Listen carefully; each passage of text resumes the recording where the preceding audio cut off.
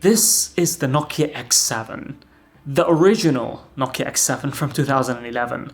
Now this was supposed to be the flagship Xpress music device with a focus on multimedia consumption. It sat alongside the E7, which was the business-focused flagship with a QWERTY keyboard, and the N8, which was more of a camera-centric flagship. So let's talk about all of its quirks and features and the relevant issues it had for its time.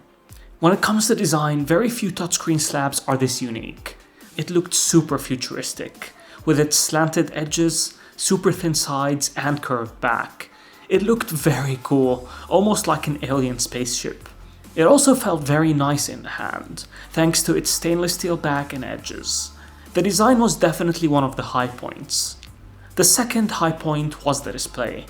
Not that pixel dense, but still a nice 4-inch AMOLED display with Nokia Clear Black, which meant that it provided a very rich viewing experience and got very bright for its time. Under the display is a single menu key.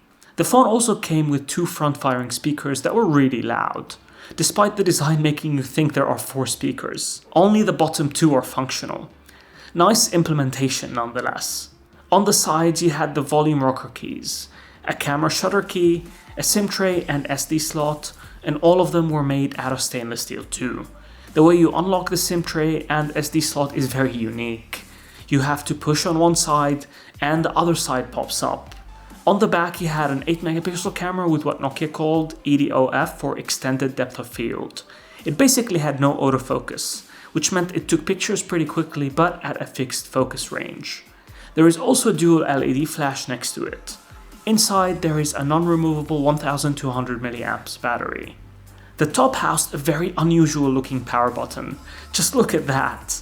There is also a mini USB port for charging and a 3.5mm headphone jack. The bottom side is clean with only a tiny opening for a microphone. Such a cool design that also manages to perfectly hide the thickness of the device. Even though it's 11.9mm thick, you really don't feel it at all here. Brands could learn a thing or two from this one.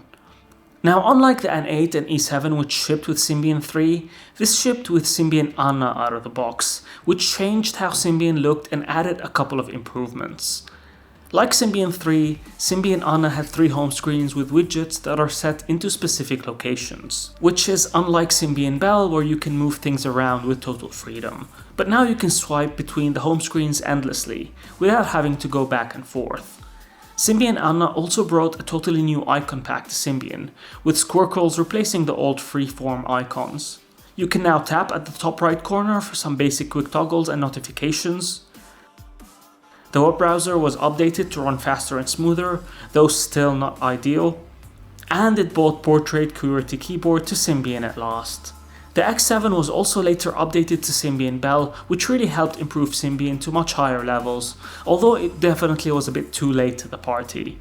Symbian did have its quirks, like powerful multitasking, a rich feature set, excellent audio and video compatibility, and excellent navigation solutions thanks to OV maps.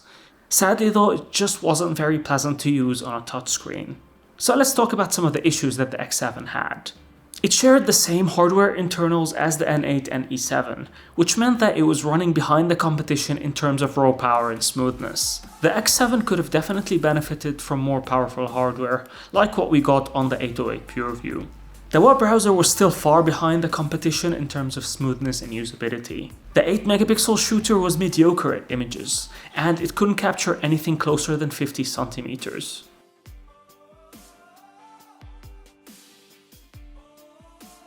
The large and bright display was only 640 by 480 pixels in resolution, which wasn't ideal.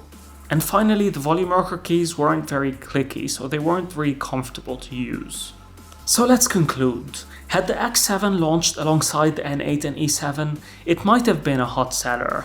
Those devices sold quite well despite their flaws, but by the time the X7 was ready to roll out, it was a little too late for Symbian's reputation, and a premium Symbian handset wasn't gonna do that well when it was also running on pretty weak hardware for its time. I still love the way the X7 looks.